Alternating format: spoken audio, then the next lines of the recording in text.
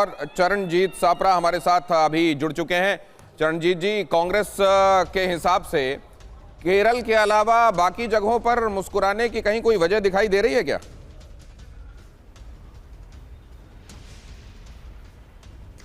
नहीं, देखिए ऐसा है कि केरल के अंदर जो हमारी जिस तरह से लीड आ रही है, निश्चित रूप से वहीं पर मुस्कुराना है। और जहां पर दूसरे राज्यों का सवाल है, तमिलनाडु में जिस तरह से परिस्थिति बन रही है, अब ये शुरुआती रुझान है, थोड़ा सा और रुकना चाहिए हमको। और पश्चिम बंगाल के अंदर निश्चित रूप से हम 294 सीटों पर लड़े हैं, लेकिन हमारा मेन मुद्दा ये था कि 294 सीटों पर हमारे संगठन को पुख्ता करना, मजबूत करना, हमारा एक संगठनात्मक नेटवर्क जो पिछले कई वर्षों में कमजोर हुआ है उसको मजबूत करना। मुझे लगता है कि 294 सीटों पर लड़के हमने 294 सीटों पर कांग्रेस पार्टी के हाथ का सिंबल भेजा है। हमने अपने कार्यकर्ताओं को मजबूत मतलब आप ये कह रहे हैं कि खुशी मनाने की एक जगह वजह है, बाकी जगह कॉन्सोलेशन प्राइज है। ड्राइंग बोर्ड पर बैठ करके और मेहनत करनी पड़ेगी। वो तो दिखाई दे रहा है, जाहिर है मेहनत करनी पड़ेगी, लेकिन तो करनी पड़ेगी सर। 294 सीटों पर आपने हाथ का सिंबल भेजा और प्रधानमंत्री मोदी ने यह कहा कि 294 सीटों पर मैं उम्मीदवार की तरह लड़ रहा हूं। उसका असर ज्यादा पड़ता हुआ नजर आ रहा है। डॉक्टर अजय आलोक हमारे साथ मौजूद हैं। डॉक्टर अजय, सबसे पहले तो आपको पश्चिम बंगाल की कामयाबी के लिए बधाई मैं दे दूं। हालांकि रुझान ही है, लेकिन 173 तक आंकड़ा पहुंचता हुआ नजर आता है। मुझे लगता है कि पिछले 3 दशक की यह सबसे बड़ी सियासी खबर है। पश्चिम बंगाल में ऐसी परफॉर्मेंस होगी बीजेपी की, ये सोचा गया था क्या? देखिए, पश्चिम बंगाल से हमारा भावनात्मक लगाव है, हमारा इमोशनल संबंध है। हम वहीं से पैदा हुए थे, हमारी नींव वहीं पड़ी थी। पहले चुनाव में भी जनसंघ को 4 सीटें पश्चिम बंगाल से आई थी, उसके बाद हम वहां से गायब होते गए। एक अथक परिश्रम का प्रयास है पश्चिम बंगाल। और आज पिछले 15 वर्षों में जो मेहनत हमने की है, 2011 से शुरू की थी, उसके बाद हमारे गृह मंत्री तब तत्कालीन राष्ट्रीय अध्यक्ष थे 2014 से, जो उन्होंने काम शुरू किया पिछले 12 साल में, आज उसका प्रतिफल हमें मिल रहा है। और पश्चिम बंगाल की जनता इसमें सबसे बड़ी शिल्पीकार है। हम कुछ नहीं है, जनता शिल्पीकार है।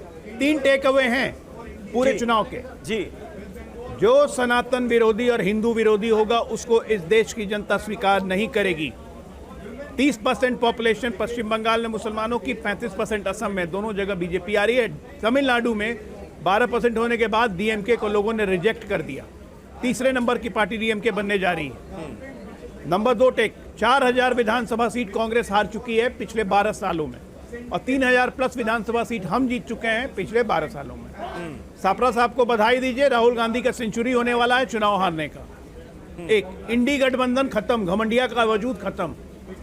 राहुल गांधी जी को कोई अब नेता नहीं मानने को तैयार है, ये भी तय हो चुका। उनको कोई इंटरेस्ट नहीं है भारत की पॉलिटिक्स में, ये भी तय हो चुका। बेहतर है इटली शिफ्ट हो जाए, ज्यादा अच्छा रहेगा उनके लिए। कांग्रेस पार्टी जब आप इतना कुछ बता रहे हैं डॉक्टर अजय आलोक, तो यह भी बता दीजिए कि तमिलनाडु में क्या होने वाला है, क्योंकि एक्टर विजय ने वहां पर कमाल कर दिया है, इतिहास रच दिया है। और एक्टर विजय पर डोरे डालने में आपकी पार्टी भी आगे रही, और कांग्रेस पार्टी का एक धड़ा भी चाहता था कि एक्टर विजय के साथ कुछ ना कुछ हो जाए। अब चुनाव के नतीजों के आने के बाद क्या मुमकिन है? क्या भारतीय जनता पार्टी ऑफर देगी एआईएडीएमके के साथ मिलकर एक्टर विजय को अपने साथ लाने की? चुनाव के पहले भी आपसे बात हुई थी, जब 5 राज्यों के चुनाव अनाउंस हुए थे। हमने कहा था कि 4-1 का रिजल्ट रहेगा। मैं फिर कह रहा हूं, 4-1 का रिजल्ट रहेगा। 4 राज्यों में एनडीए की सरकार बनेगी। मतलब ये तो स्पष्ट हो गया कि वहां भी टीवी के जो है आपके साथ जा रहा है, आप तो ये कह रहे हैं डॉक्टर साहब। लेकिन ये बताइए कि बंगाल के संदर्भ में लोग ये भी जानना चाहते हैं कि ये इलेक्शन में जैसे कहा जाता है पॉपुलर सेंटीमेंट और वोट, और एक होता है इलेक्शन मैनेजमेंट। आप यहां किसकी विक्ट्री देख रहे हैं?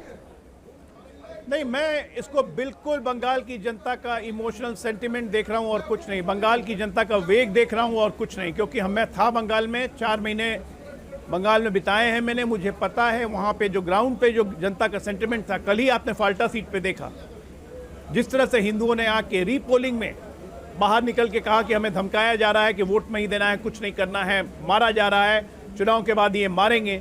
तो बंगाल की जनता का सेंटिमेंट था कि सरफरोशी की तमन्ना अब हमारे दिल में है, देखना है जोर कितना बाजुए कातिल में है। तो कातिल के बाजुओं ने अपना जोर दिखाया, अब जनता का जोर चल रहा है। और सुनामी फोल्ड कर रही है, 173 आप दिखा रहे हैं जी। अब सुनामी वापस जा रही है, सब कुछ समेट के ले जाएगी। ठीक है सापरा साहब, बीजेपी इसे सुनामी बता रही है और साथ ही साथ हिंदुत्व की बड़ी जीत बता रही है। हार्ड हिंदुत्व और डेवलपमेंट का ये जो फॉर्मूला इजाद किया है भारतीय जनता पार्टी ने, आप मानते हैं कि वही आपकी पार्टी की इस दशा की सबसे बड़ी वजह है, या फिर अभी एनालाइज करेंगे? अरे बधाई दे दीजिए राहुल गांधी को सेंचुरी के लिए।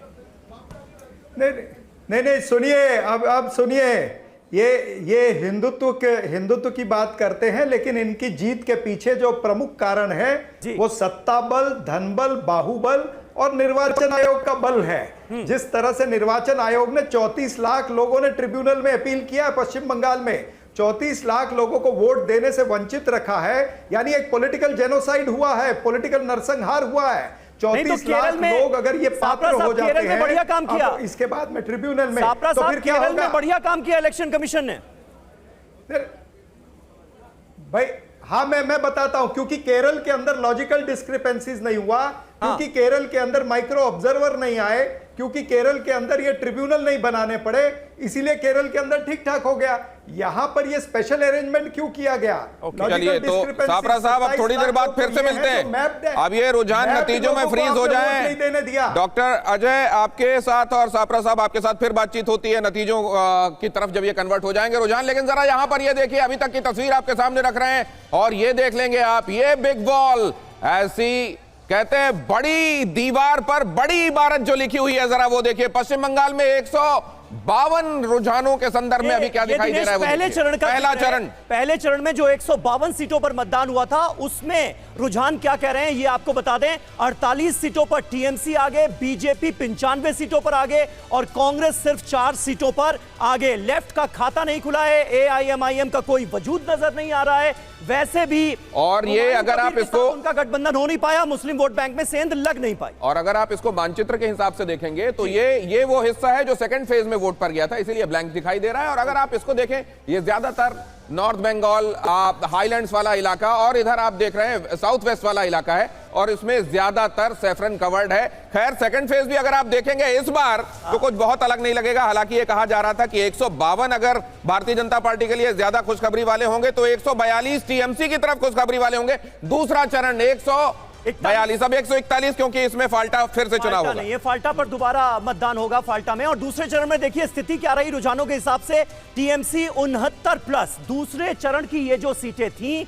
ये टीएमसी का गढ़ मानी जाती थी और कहा यह जा रहा था कि अगर बीजेपी ने इसे भेद दिया तो फिर जीत तय है और यही होता हुआ नजर आ रहा है। यहां पर भी बीजेपी आगे, 72 सीटों पर बीजेपी आगे, टीएमसी 69 सीटों पर आगे। कांग्रेस का खाता नहीं खुला, लेफ्ट का खाता नहीं खुला, एआईएमआईएम 0। मैप के जरिए दिनेश अगर आप बता। अब जरा देखिए, ये पूरा ब्लैंक इसलिए दिखाई दे रहा है क्योंकि फर्स्ट फेज में ऑलरेडी हो चुका था 152 वाला। 142 वाला ये आपको दिखाई दे रहा है, इसमें जाहिर है हाईलैंड्स वाला इलाका है, लेकिन ज्यादातर वो है जो सीमावर्ती है बांग्लादेश के साथ। और इसमें अगर आप देखें तो यहां पर भी सैफरन, मतलब यहां पर भी हरा, ये जो स्ट्रॉन्ग होल्ड इलाका टीएमसी का माना जाता रहा,